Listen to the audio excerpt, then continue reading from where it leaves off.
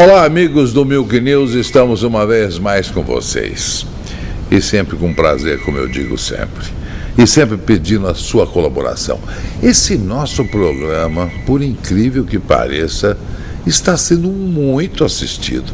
Aliás, eu gostaria de agradecer os colegas das televisões abertas, porque no final de semana eu assisti uma matéria, se não me engano, na TV Record, o que muito me orgulhou. Que é exatamente aquilo que a gente vem dizendo aqui há meses com relação ao goleiro Bruno. Exatamente aquilo que foi colocado ontem na TV Record. Muito bem feita a matéria, sem dúvida alguma. Competente colega, o Marcelo Rezende, que fez essa matéria, dentro do enfoque que a gente tem dado. Se o Código Brasileiro é um só para o Brasil inteiro, vivemos numa república federativa, por que a interpretação do Judiciário Mineiro é diferente da interpretação do Judiciário Paulista? E ele traçou o paralelo que a gente vem traçando aqui há meses, exatamente com relação à falta de provas, falta do corpo, no caso do Bruno. E ele está preso e as 8 pessoas estão presas. Já vários desmentidos dos primeiros depoimentos, né? E o rapaz está preso. Em São Paulo, né? No caso da advogada Mércia Nakashima, existe o corpo, existe o suspeito, há evidências, tem provas periciais, até aquele negócio da alga que a gente já falou, encontrado no sapato dele que confere com as algas da lagoa onde o corpo foi encontrado.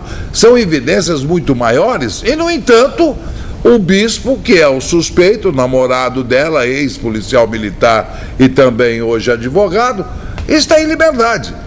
Por que lá em Minas está todo mundo preso sem prova nenhuma praticamente, e aqui está solto o suspeito com evidências muito maiores? O enfoque dessa reportagem do Rezende na Record ontem foi exatamente em cima daquilo que a gente vem dizendo há tanto tempo. O que está acontecendo nesse país? Não é? Quando a gente espera que a última trincheira na defesa dos seus direitos seja a justiça, e a gente comprova que a justiça é mais do que falha.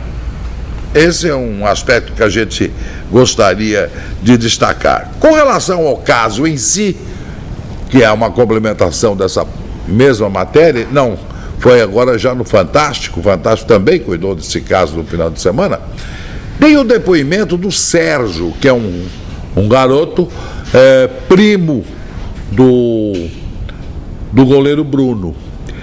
Ele desmente o seu próprio depoimento inicial, uma parte ele confirma, desmente o do menino menor, que aliás ele mesmo menor já havia desmentido, e baseado nesse depoimento que está todo mundo preso, é isso que a gente não entende.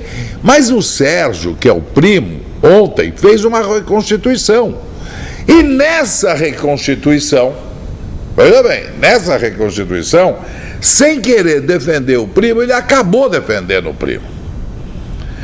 Porque ele diz o seguinte, que o menor e o tal do Macarrão chegaram ao sítio do Bruno com a namorada junto com a criança, tá? Ele chegou a vê-la junto com a criança. Nesse instante não estava o Bruno presente. O Bruno chegou posteriormente, segundo ele, na reconstituição. Estranhou a presença dela lá e saiu para um outro quarto, um outro cômodo da casa, e ele de longe ouvia o Bruno brigando com o tal Macarrão e com o menor, que, como o próprio Bruno disse, ele não queria que a moça fosse levada para lá porque ele havia dado um dinheiro para que eles alugassem um flat para ela ficar com a criança. Houve uma discussão entre Bruno e os dois. Ato seguinte, segundo a reconstituição desse menino Sérgio, o Macarrão e o menor pegaram a Elisa e a criança, colocaram num carro e saíram com ela pegaram a mala dela, colocaram e tal, ele reconstituiu tudo certinho. E o Bruno pegou um táxi, que ele inclusive detalha, pegou um táxi Fiat e tal e foi embora. E eles saíram num outro carro com a Elisa, a criança, o macarrão e o menor. Numa Ford Eco, ele ainda detalha esse aspecto. E depois, voltaram tempo depois, sozinhos, os dois. Daí o Bruno já estava de volta no sítio. E perguntou alguma coisa a eles, e o Bruno disse que ficou estarrecido, chateado e tal. Então tudo leva a crer que se realmente um homicídio houve, se realmente essa moça morreu, porque até agora não apareceu o corpo, não apareceu nada, teria sido obra e graça dos dois, do tal macarrão, que desde o primeiro programa eu estou dizendo que não é normal um homem tatuar nas costas amor verdadeiro até a morte de um homem para o outro, não é normal isso, então ele tem algum desvio de personalidade.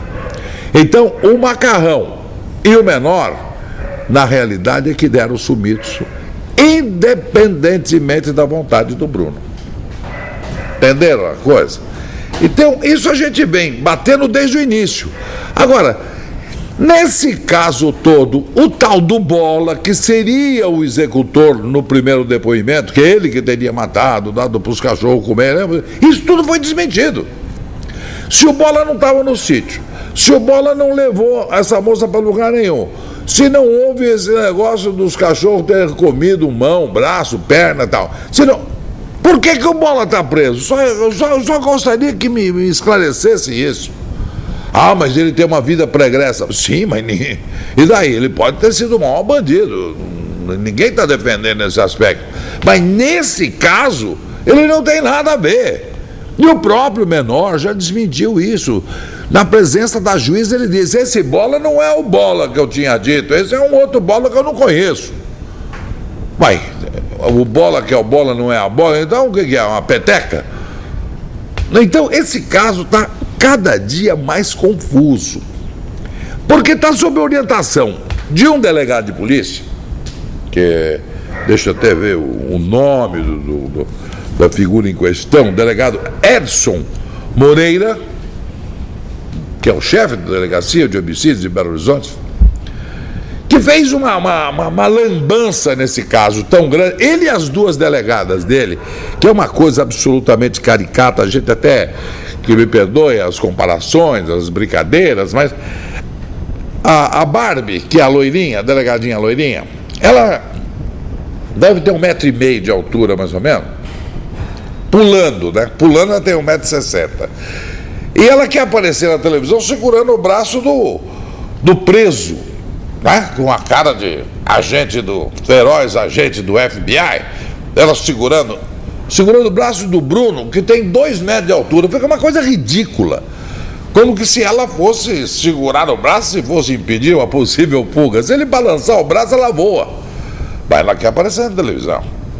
E a outra, a morena, é a Canecalon, né? Aquele cabelo ridículo, né? Também aparece na televisão, faz áreas de Sherlock Holmes e tal.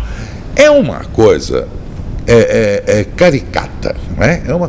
É uma brincadeira. Eu havia prometido no programa passado que ia mostrar um outro caso que envolve o delegado Edson Moreira. Num passado não muito distante, o mesmo delegado fez uma lambança em um outro caso e alguém inocente pagou na prisão cerca de 6 anos preso, inocente, porque ele atribuiu a essa pessoa, aliás, é um jornalista de Belo Horizonte. Eu prometi para esse programa, mas eu estou levantando maiores detalhes. E esse fato foi tão gritante, eu não sei como é que ele pode estar hoje na condição de diretor do Departamento de Homicídios. Se lá no passado, numa lambança dessas dele, ele coloca na cadeia o inocente, sob a alegação de que teria matado uma pessoa. Ocorre que 6 anos depois, a suposta morte, o morto no caso, reapareceu vivo e são. Mas até aí o cara ficou 6 anos na cadeia, por obra e graça do doutor Edson Moreira. Esse caso eu vou trazer, eu estou pegando outras informações, detalhes, né, fotografias e outras coisas mais, eu vou mostrar para vocês. É o mesmo cara que hoje está investigando o caso do Bruno. Por isso que não se conclui nada. Nenhuma peritagem, nada. E aqui em São Paulo, com todas as evidências do caso Mércia, o suspeito está na rua. Com muito mais detalhes. Tá bom? Bem, eu tenho mais algumas coisas a contar a vocês. Uma outra coisa estranhíssima. Daí a família do Bruno começa a brigar com a defesa. O advogado Hércio Quaresma. A mãe teria acusado, a atual noiva, que é uma dentista do Rio de Janeiro, acusa que deu dinheiro e que o dinheiro não chegou com a família, que desapareceu R$200 mil e tal, babá. E daí o Hércio Quaresma, que é o advogado do Bruno, disse que vai processar a família. Daí o Bruno diz, não, é tudo mentira, ele é um pai para mim. Quer dizer, isso está um imbróglio, como diz o bom italiano, que ninguém chega a lugar nenhum. Agora, o estranho disso é que o advogado Hércio Quaresma desapareceu de cena. No escritório dele, dizem que ele está internado. É mais um internado. Todo mundo fica doente nessa história. Já tem 3 ou 4 que já foram internados. É porque a confusão é tamanha, o imbróglio é tamanho, a confusão é tamanha, que acaba todo mundo indo para o hospital. Mas nós vamos continuar nesse caso. Algumas novidades nós vamos trazer ao longo dessa semana para vocês. Como vocês sabem, agora de 2 em 2 dias o programa troca, né? E eu quero chamar a sua atenção com uma coisa muito legal. Estamos voltando aqui do sul, do Mercosul, Argentina, Uruguai, tal, sul do país. Nós descobrimos uma coisa fantástica envolvendo ninguém menos do que Carlos Gardel. Acompanhe o próximo programa. Carlos Gardel, o rei do tango, o rei da música portenha. Será que ele é mesmo? Aguarde, nós temos um documento para mostrar. Muito obrigado pela sua audiência, muito obrigado pela sua paciência, muito obrigado pela sua atenção. Continue colaborando conosco. Fala para os seus amigos acessarem o nosso Milk News TV.